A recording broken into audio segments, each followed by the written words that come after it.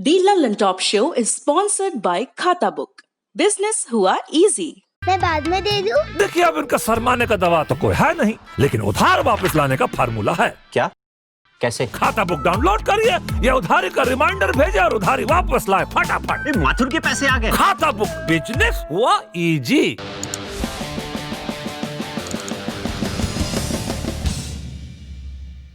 नमस्कार, मैं हूं प्रतीक्षा और आप देख रहे हैं दी लल्लन टॉप शो। कौन सा झंडा कहां फहराया जा सकता है, इस पर खींचतान चल रही है। महबूबा मुफ्ती के एक बयान से शुरू हुई इस बहस पर बात करेंगे। साथ ही आपको ये भी बताएंगे कि कोयला घोटाले में अटल बिहारी वाजपेयी के मंत्री को सजा क्यों हुई। लेकिन पहले देखिए ये वीडियो। भैया आप लोग भी थोड़ा तंबू से बाहर निकल जी भैया, तब कोनो दिक्कत नहीं थे। ये कोरोना में आप लोग अपने के बचाओ भैया, और कोरोना के दवाई आ गई हो। 1-1.5 महीना में आप लोग के समक्ष टीका आ जाई। पूरे बिहार के एक बच्चा के, एक दीदी के, एक भाई के बिना 1 रुपया लिहले सबका के कोरोना के टीका लगावल जाई, वैक्सीन लगावल जाई, सुरक्षित रखल जाई। यही प्रार्थना के साथ हम आप लोग से प्रार्थना करत निरंजन बाबू तनी हेले आओ।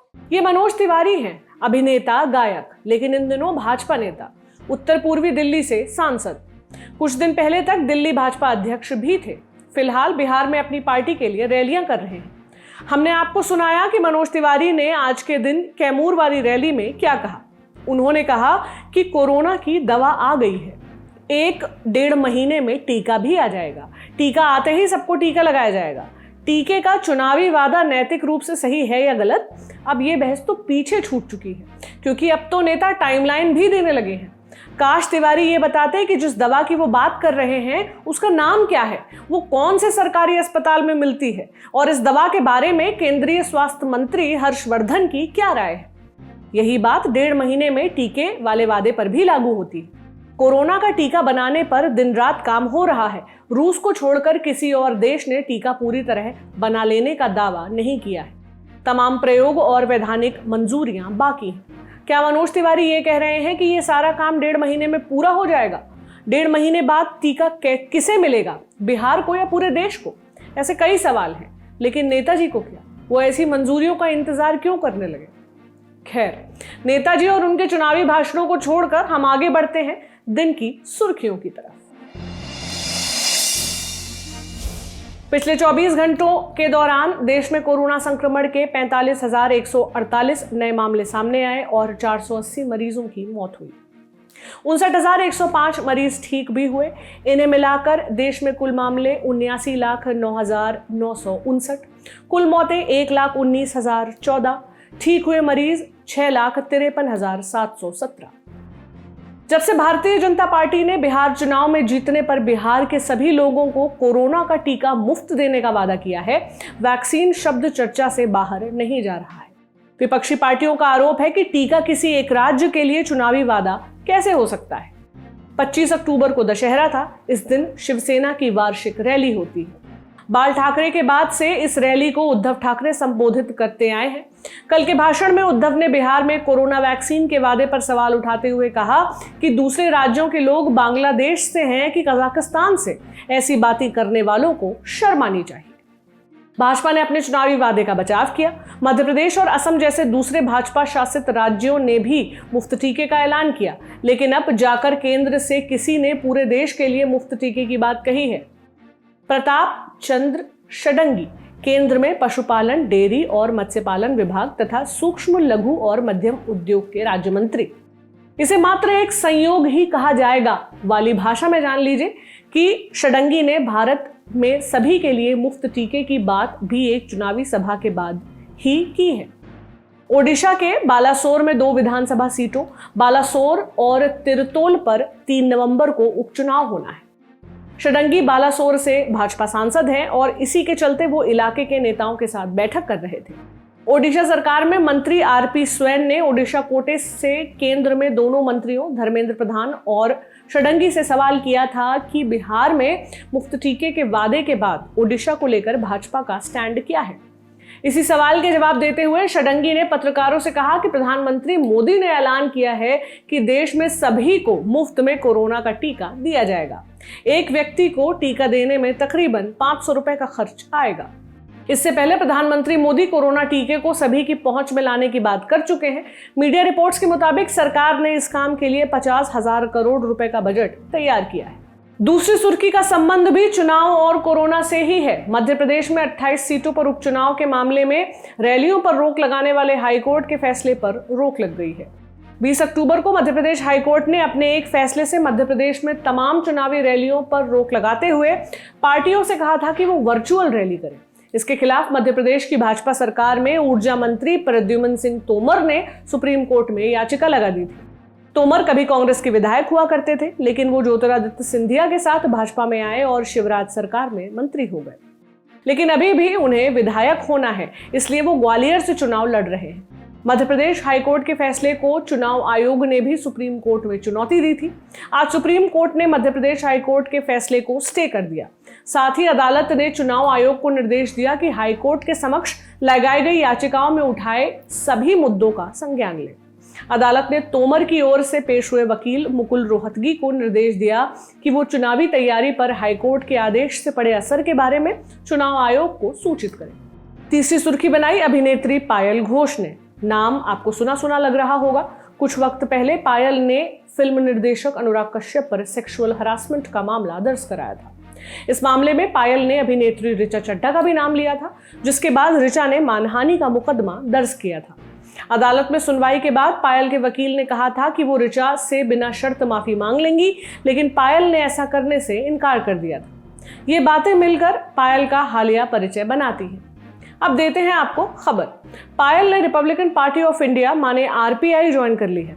वो आरपीआई की महिला विंग की उपाध्यक्ष होंगी। अब आप पूछेंगे कि इसमें भी क्या खबर है, तो खबर ये है कि इस पार्टी में कि आरपीआई है किसकी पार्टी। आरपीआई के अध्यक्ष हैं रामदास आठवले।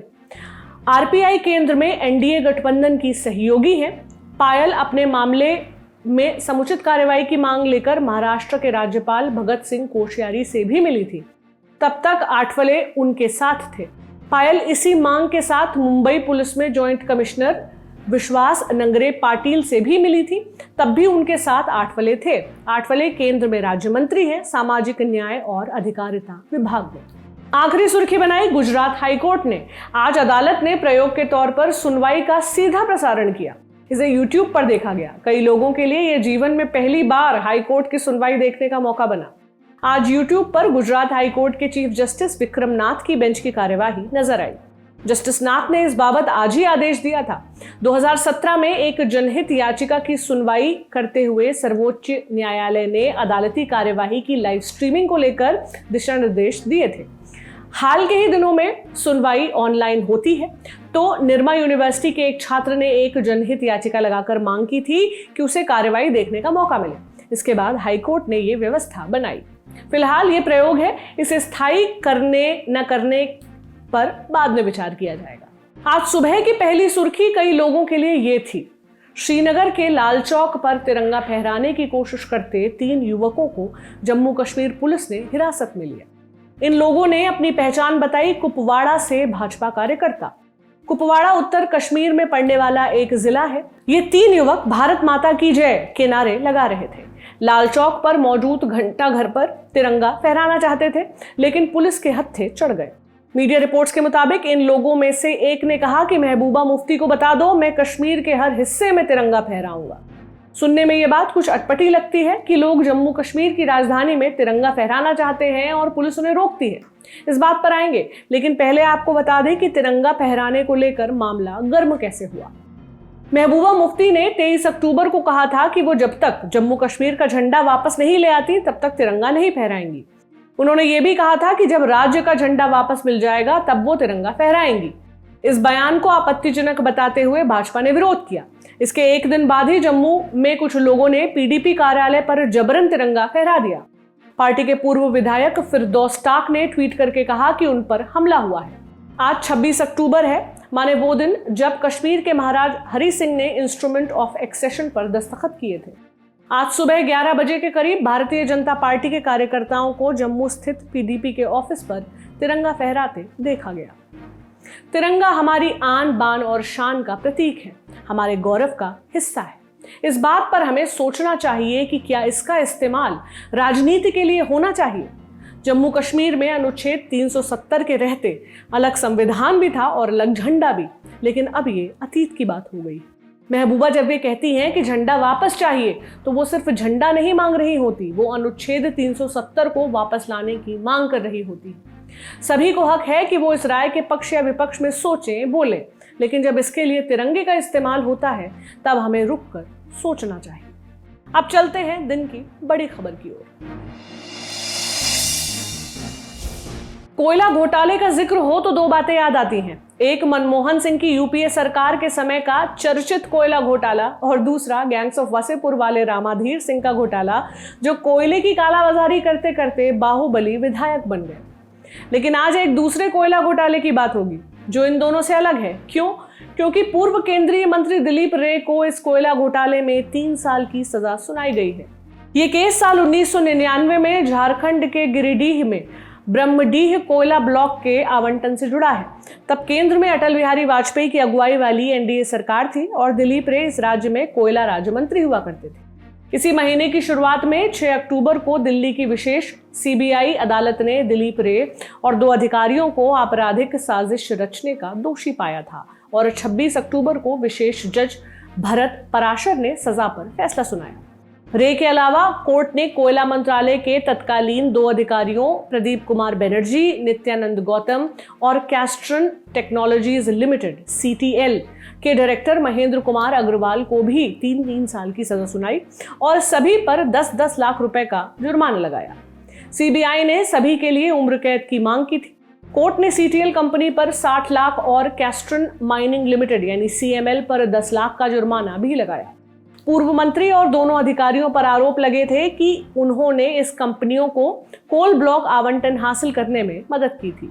6 अक्टूबर को इन 4 लोगों और 2 फर्म को आईपीसी की धारा 120B यानी आपराधिक साजिश रचना, धारा 420 यानी धोखाधड़ी, धारा 409 यानी लोक सेवकों की तरफ से विश्वास हनन और प्रिवेंशन ऑफ करप्शन एक्ट के प्रावधानों में दोषी पाया गया।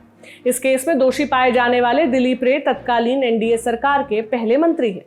फैसला सुनाते हुए जज ने कहा था, रे ने बेईमानी करते हुए गैर राष्ट्रीयकृत कोयला खदान का आवंटन CTL के पक्ष में किया। ये करते हुए उन्होंने कानून के निर्देशों का उल्लंघन किया।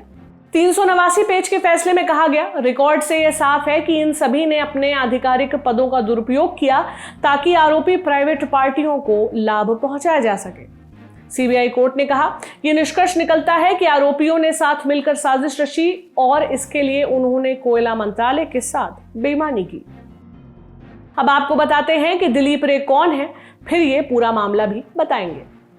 66 वर्षीय दिलीप रे ओडिशा से आते हैं और मेफेयर होटल ग्रुप के फाउंडर और CMD हैं।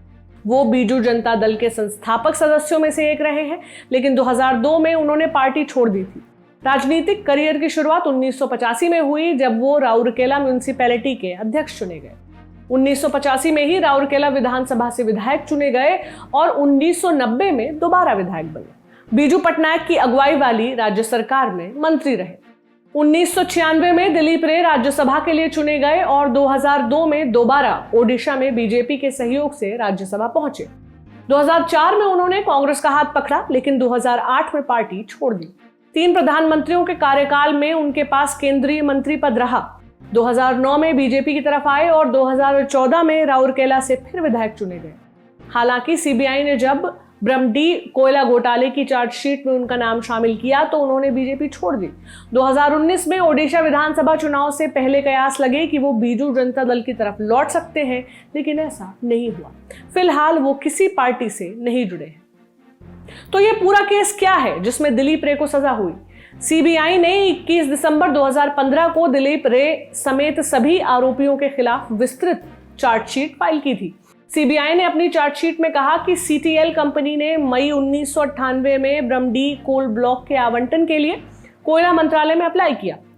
कोल इंडिया लिमिटेड ने मंत्रालय को आगाह किया था कि इस कोल ब्लॉक में खनन करना खतरनाक हो सकता है क्योंकि ये काफी समय से खाली है और यहाँ पानी भरा हुआ है।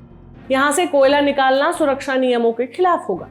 सीबीआई के मुताबिक ये फाइल 23 अप्रैल 1999 को दिलीप रे के दफ्तर में भेजी गई।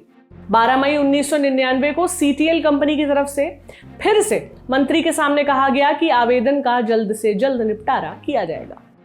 3 मई 1999 को जब दिलीप रे के कोयला सचिव के पास फाइल आई तो इसे तत्कालीन अतिरिक्त सचिव नित्यानंद गौतम के पास भेजा गया। सीबीआई का कहना है कि गौतम ने पुराने रुख से यू टर्न लिया और सीटीएल को कोल ब्लॉक आवंटन की सिफारिश की। पहले कहा गया था कि सीटीएल को कोल ब्लॉक तभी आवंटित हो सकता है जब कोयला मंत्रालय अपनी गाइडलाइंस में छूट दे। बाद में फाइल को दिलीप रे की तरफ से हरी झंडी दी गई और 1 सितंबर 1999 को ब्रह्मडी कोल ब्लॉक सीटीएल को आवंटित कर दिया गया। सीबीआई ने आरोप लगाया कि ब्लॉक आवंटित होने के बाद सीटीएल ने संबंधित अधिकारियों से इजाजत लिए बिना कोयले का खनन अवैध रूप से शुरू कर दिया। 2016 में कोर्ट ने इन आरोपियों को समन भेजा था और अब फैसला दिया है। दिलीप रे के वकील का कहना है कि इस फैसले के खिलाफ वो अपील करेंगे। दी ललन टॉप शो में अब वक्त है बिहार चुनाव से जुड़ी ग्राउंड रिपोर्ट्स का। उन पर आएंगे, लेकिन पहले आपको बताते हैं कि आज हमारी चारों टीमें कहां कहां पहुंची।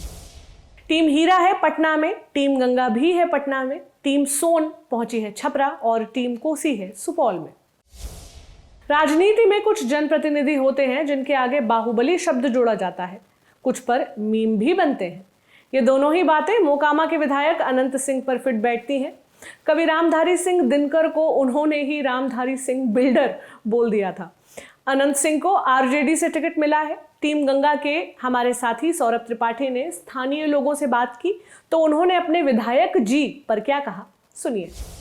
समाज के प्रति उनका क्या काम रहा है सर? हम बस इतना अपने मित्र से पूछना चाहते हैं कि समाज के प्रति आज तक राजीव लोचन जी का क्या कार्य रहा है? कुछ नहीं किए हैं सर। समाज के प्रति विधायक सर जी का क्या काम रहा है? जो विधायक जी Saurabh ji Lallan top 15.5 million subscriber वाला लल्लन टॉप मोकामा आता है चुनावी यात्रा में और उसको वो यहाँ बताता है मोकामा के बारे में कि यहाँ की छवि बाहुबली है, जबकि सौरभ त्रिपाठी जहाँ खड़े हैं वहाँ से 500 मीटर पूर्व जो एक गुजरात के additional IAS additional chief secretary का भी घर है, गुजरात ये बिहार के पूर्व डीजीपी आनंद शंकर का भी घर है, उनके नाम से ये नहीं जाना जा रहा है। ये यहाँ का दुर्भाग्य है। और 15.5 मिलियन सब्सक्राइबर वाला लल्लन टॉप जो हमारे नेशनल मीम बने हुए हैं विधायक जी, उनको एक बाहुबली की छवि करते हुए तो तमाचा है मोकामा के नाम पे, मोकामा वालों के नाम पे, यहाँ के वोटरों पे ये तमाचा है कि रॉबिन हुड बना। तो जनता बाहुबली बताइए। हमारा जो प्रतिनिधि है, हमारे प्रतिनिधि खुद पढ़े लिखे नहीं हैं। रामधारी सिंह दिनकर हमारे राष्ट्रीय बौद्धिक संपदा, हमारे मोकामा में उनकी पढ़ाई हुई, उनको रामधारी सिंह बिल्डर बोलते हैं। जिनको बस बिल्डर और ठेकेदारों का जेब भरना हो, ऐसे प्रतिनिधि अगर यहाँ आते हैं तो समझिए वो क्या करेंगे। और रही बात शिक्षा, जो इसे हमारे मित्र पहले आपको बता चुके हैं कि उन्होंने बाजार के लिए किया। बाजार के लिए उन्होंने कुछ नहीं किया। 15 साल पहले जो जंगल राज लालू जी के समय में था, उसको ठीक करने का काम नीतीश कुमार ने किया है। सुशासन उनका, लॉ एंड ऑर्डर बहुत अच्छा किया है नीतीश कुमार ने। बाकी जो हमारे निर्वर्तमान विधायक जी हैं वो बस चंद लोगों की जेबें भरे हैं, बाकी जनता के लिए उनको कोई काम उन्होंने कुछ भी नहीं करा। बाहुबली का जिक्र हुआ तो आपको एक और विधायक की बात सुनाते हैं जो बाहुबली कहे जाते हैं। बेगूसराय की मटिहानी सीट से जेटीयू विधायक है नरेंद्र कुमार सिंह उर्फ बोगो सिंह। सौरभ द्विवेदी ने जब उनसे बात की तो बोगो सिंह कन्हैया कुमार और तेजस्वी यादव पर बरस पड़े। कन्हैया को लफ्फू और तेजस्वी को बंदर बता डाला। उन्होंने आरोप लगाया कि कन्हैया कुमार लोकसभा चुनाव के बाद बेगूसराय नहीं आए। यहां तक कि उन्होंने कन्हैया पर दंगे भड़काने का भी आरोप लगाया। देखिए। आपने अपने करियर की शुरुआत, अपनी पॉलिटिक्स की ट्रेनिंग की शुरुआत AISF से की थी, CPI का छात्र संगठन। एक और CPI के इसी छात्र संगठन AISF से आपके बेगूसराय ज़िले से नेता निकले हैं कन्हैया कुमार। मटिहानी में प्रचार कर रहे हैं, कह रहे हैं कि अब लोग जो जबरई का राज है उससे मुक्त हों, जनता का शासन हो। देखिए, उस लफ्फू चर्चा हमसे मत कीजिए। वो लफ्फू है, लफ्फू, दिल्ली का लफ्फू, दिल्ली का लफ्फू। वो बेगूसराय की अस्मिता, बेगूसराय के संस्कार, बेगूसराय की संस्कृति को जबान पर बोलने के लिए सीखा है। जबान से बोलता है, नेता की तरह बोलता है, लेकिन उसके खून में नहीं है। 1% भी खून में नहीं है। सत्य कड़वी होती है। मैं विधानसभा में कहा था लालू के बेटा को, ये बंदर है। और नीतीश जी को कहा था कि आपका आदेश सर आंखों पर है, लेकिन आपने बंदर के हाथ में स्वास्थ्य विभाग दे दिया, स्वास्थ्य विभाग को चौपट कर दिया ये बंदर। तो उस लप्पू की क्या चर्चा? हमको एक बात भैया बताइए, तेजस्वी भैया लफ्फू एक है। बात हमको आप बता दीजिए ना, मेरा भी सवाल है तो जवाब दे दीजिए। हाँ बिल्कुल पूछिए विधायक जी। वेद कहता है दुख के आंसू पोंछने चाहिए, सुख के आंसू नहीं। आप किसी बेटी की शादी में ना भी जाएंगे ना तो आपको माफी मिल जाएगी फोन पर भी। और किसी की बेटा की लाश गिर जाए, आप ना जाएंगे तो आपके आंख से आंसू गिरता रहेगा और अफसोस होता रहेगा आज हम नहीं जा पाए। कोरोना आया ना, भयानक दहशत में था ना समाज। पूछना उस बंदर से, कोरोना किससे? आपने तेजस्वी को भी कह दिया और कन्हैया को भी कह दिया। मैं थोड़ा स्पेसिफाई करिए फिलहाल किसकी बात कर रहे हैं? आपने उस लप्पू से पूछना, अच्छा, लप्पू जिसको आपने नेता घोषित किया है, पूरे दुनिया का नेता। अरे बेगूसराय की जनता ने अभी ने पूरे दुनिया का लाखों में वोट दिया। भैया पूरे दुनिया का आपने नेता घोषित किया है, पूरे दुनिया। बाहर है लप्पू। कोरोना में किस बिल में वो बैठा था? एक दिन धरती माता को प्रणाम करने नहीं आया। एक दिन जिस मतदाता ने उसको प्यार दिया उससे दर्शन करने नहीं आया। एक नंबर। दूसरा नंबर, लोकतंत्र का श्रृंगार सत्ता विपक्ष दोनों है। सत्ता हाथी है, विपक्ष उसका पिलेमान और गजारा है। कन्हैया तो गजारा है ना, गिरिराज सिंह के पिट्ठी पर चढ़ के प्रत्येक दिन उसको गजारा मारना चाहिए। 1.25 साल लगभग हो गए चुनाव का, एक दिन आया गिरिराज दा को गजारा चलाने के लिए। वो आया, एंजॉय किया, मौज मस्ती किया। वो चाहता था कि बेगूसराय में हम हिंदू मुस्लिम राइट करा दें। अच्छा, एकदम 100% वो चाहता था जब बेगूसराय हम सुंदर भवन करा दे। यही राजनीति की मंशा लेके वो आया था, लेकिन बेगूसराय के महान मतदाता ने उसको गर्दन या पासपोर्ट देने का कार्य किया। टीम सोन के हमारे साथी सिद्धांत मोहन को सारण में एक शख्स ने शौचालय की स्थिति पर हैरान करने वाली बात बताई। उसने बताया कि महिलाएं सड़क के किनारे पर्दा लगा लेती हैं। यह स्वच्छ भारत अभियान के शौचालय वाले हिस्से का वो रूप है जिस पर मोदी सरकार का सबसे ज्यादा जोर रहा है। इसके अलावा सड़क में जलभराव की समस्या पर भी उसने बात की। देखिए, सबसे बड़ी समस्या महिलाओं को चाहे जेंट्स को शौचालय को लेकर के है। शौचालय जो अभी तक लोग दावा करता है कि घर घर बन चुका है, वैसा कुछ भी नहीं है। 12,000 में आज शौचालय बन जाएगा क्या? नहीं, ठीक है, वो बात बाद में कर लेंगे। 12,000 में शौचालय बनेगा कि नहीं, सरकारी क्या जिम्मेदारी, हमको वो बात करने में कोई गुरेज नहीं है। लेकिन अभी की समस्या जानना चाह रहे हैं, अभी की दिक्कत जानना चाह रहे हैं। अभी आप बता रहे थे कि 45 मिनट बाद रोड के साइड क्या पर्दा लगने लगेगा?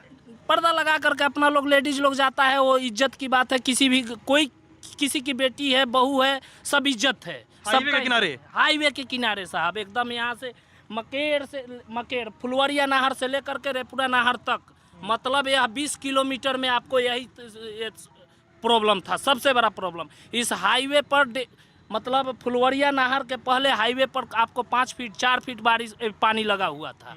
यहाँ इस बगल में जो आप ब्रिज से पार की है, उस ब्रिज के पहले 3 साढ़े 3 फीट पानी था।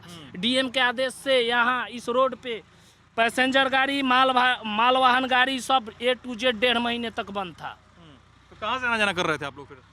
इसी तरह साइकिल से, मोटरसाइकिल से। पैसेंजर गाड़ी बंद था, भारी वाहन गाड़ी बंद था। छोटी गाड़ी चालू आना जाना, छोटी गाड़ियाँ चालू थी।